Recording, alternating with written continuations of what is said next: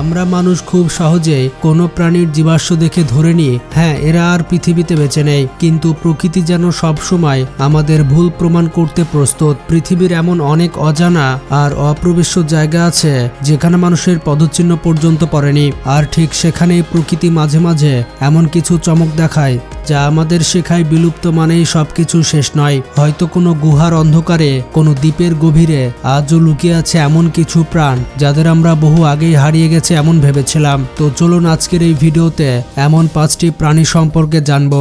তার আগে চ্যানেলে যারা নতুন তারা এখনই চ্যানেলটি সাবস্ক্রাইব করে ফেলুন।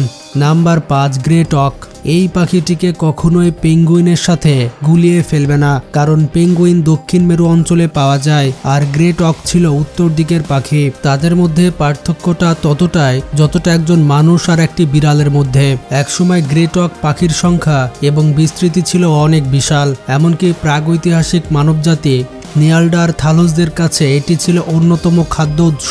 তবে নিয়ান্ডারথালরা এই প্রজাতিটিকে বিলুপ্ত করেনি। গ্রেট অকদের পতন শুরু হয় 1500 সালের দিকে, যখন ইউরোপীয় নাবিক ও জেলেরা হাজার হাজার গ্রেট অককে তাদের মাংসের জন্য হত্যা করতে থাকে। কিন্তু সবথেকে বড় ট্র্যাজেডি ঘটে 3 জুন 1844 সালে, যখন এলডি নামের একটি ছোট দ্বীপে গ্রেট অক প্রজাতির শেষ জোড়া অর্থাৎ তাদের বংশের শেষ নিদর্শন ইউরোপীয় শিকারীর হাতে মারা যায়। তারপর থেকে পাখিটিকে আর আনুষ্ঠানিকভাবে দেখা যায়নি। তবে কিছু আনঅফিসিয়াল দাবি রয়েছে যে বিলুপ্ত ঘোষণার পরও তারা হয়তো কোনোভাবে টিকে ছিল। আর মনে রেখো, পৃথিবীর উত্তর দিকে এখনো অনেক বড় বড় দ্বীপ আছে যেখানে মানুষ এখনো পৌঁছায়নি সেখানকার কঠিন আবহাওয়ার কারণে। তাই ওইসব দ্বীপের কোনো গুহায় যদি আজও কোনো জীবিত গ্রেট অক লুকিয়ে থাকে সেটা মোটেও অসম্ভব কিছু নয়। Number 4, Zanzibar leopard. বন্ধুরা, আফ্রিকার কাছে উনগুজা দ্বীপে, যেটা কিনা জাঞ্জিবার দ্বীপ নামে পরিচিত, একসময় একটি বিশেষ প্রজাতির চিতা বসবাস করত যাদেরকে বলা হতো জাঞ্জিবার লিওপার্ড। হাজার হাজার বছর ধরে তারা একা এই দ্বীপে অ্যাপেক্স প্রিডেটর হিসেবে শান্তিতে বসবাস করছিল। কিন্তু একসময় দ্বীপের মানুষের মধ্যে গুজব ছড়িয়ে পড়ে যে এই চিতাগুলো নাকি জাদুকরদের নিয়ন্ত্রণে থাকে কিংবা অমঙ্গল ডেকে আনে। এর ফলাফল মানুষ সেই ভয় ও ভুল ধারণার কারণে জাঞ্জিবার লিওপার্ডদের পুরো প্রজাতি ধ্বংস করার জন্য বড়সড় শিকার অভিযান চালায়। এমনকি দ্বীপের সরকারও সেই গণহত্যার অনুমতি দেয়। এই কারণে 1990 সালের দিকে জাঞ্জিবার লিওপার্ড সম্পূর্ণ বিলুপ্ত বলে ঘোষণা করা হয়। তবে সুখবর হচ্ছে 2018 সালে অ্যানিমাল প্ল্যানেটের এক্সটিন্ট অর অ্যালাইভ নামের এক ডকুমেন্টারি বানানোর সময় ক্যামেরা ট্র্যাপে এক জাঞ্জিবার লিওপার্ডের ছবি ধরা পড়ে। এটা ছিল সত্যি এক বিশাল আবিষ্কার। যদিও আজ কিছু কর্তৃপক্ষ এই ভিডিওটিকে আসল বলে মানতে চায় না, কিন্তু যিনি এই ভিডিওটি করেছিলেন বিজ্ঞান জগতের জনপ্রিয় মুখ ফরেস্ট গিলান্টে, তিনি বারবার প্রমাণ সহ এটি সত্য বলে দাবি করেছেন। ফরেস্ট গিলান্টে নিজের ইউটিউব চ্যানেলে বিলুপ্ত প্রাণীদের নিয়ে নিয়মিত সচেতনতা ছড়ান। তাই আমার বিশ্বাস এমন একজন মানুষ কখনোই মিথ্যা কথা বলবে না।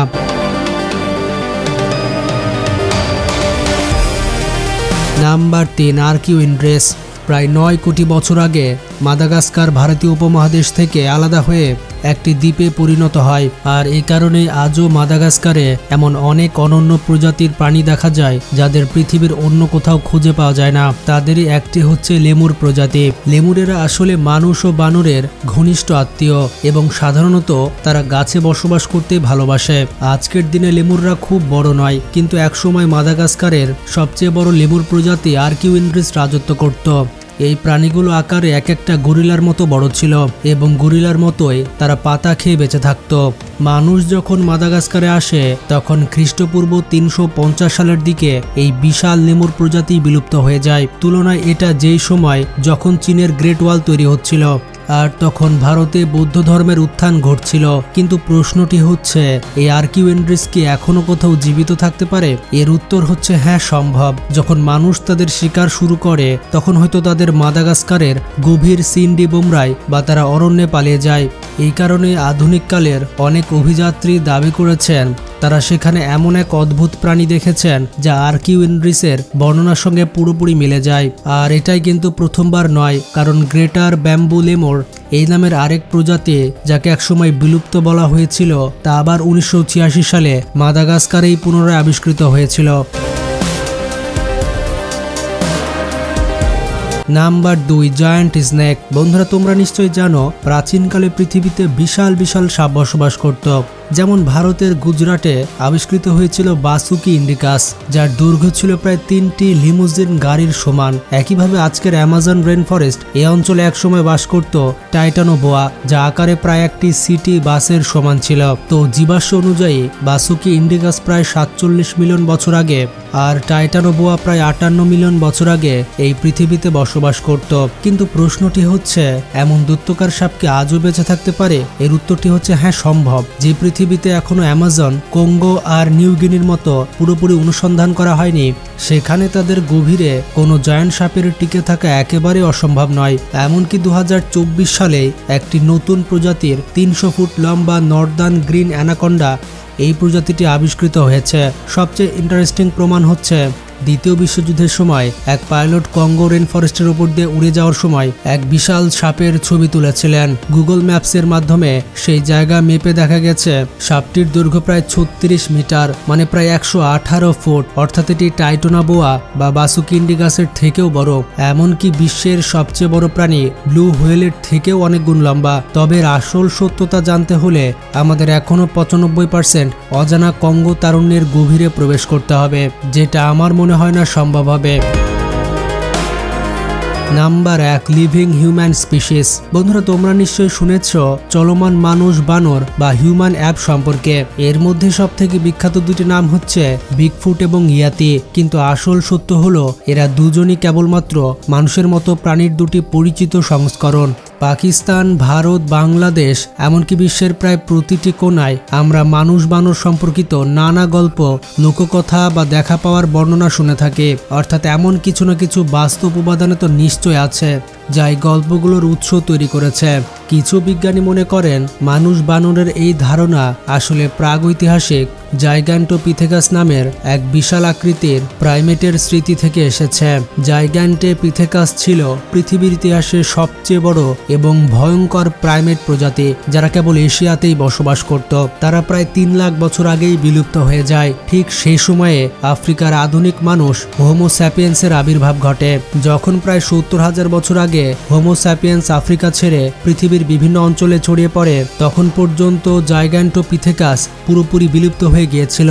তাই মানুষ বানর আসলে জাইগ্যান্টোপিথেকাস নয়, এটা স্পষ্টভাবে ভুল প্রমাণিত হয়েছে। তাহলে এরা কারা হতে পারে? দেখো, যখন মানুষ পৃথিবী জুড়ে ছড়িয়ে পড়ে তখন আমাদের মুখোমুখি হয়েছিল আমাদেরই কিছু ভিন্ন মানব প্রজাতি, যেমন নিঅ্যান্ডারথাল বা ডেনিসোভানের সাথে। অনেকদিন পর্যন্ত আমরা তাদের সঙ্গে বসবাস করছি, কিন্তু আমরা ছিলাম উন্নতর, তাই ধীরে ধীরে আমরা তাদের অনেককেই বিলুপ্ত করে ফেলি। তবে এতগুলো মানব প্রজাতি সবগুলো যে একদমই নিঃশেষ হয়ে গেছে তা বলার কোনো প্রমাণ নেই। তাই সম্ভবত আজ পৃথিবীতে যে সকল বিগফুট বা ইয়েতির মতো প্রাণীর দেখা পাওয়া যায় তারা আসলে মানব জাতিরই কোনো লুকিয়ে থাকা, টিকে থাকা বংশধরও হতে পারে। বিশেষ করে ইন্দোনেশিয়ার সুমাত্রা দ্বীপে ওরাং পেন্ডেক নামের এক রহস্যময় প্রাণীর দেখা বহু মানুষ পেয়েছে।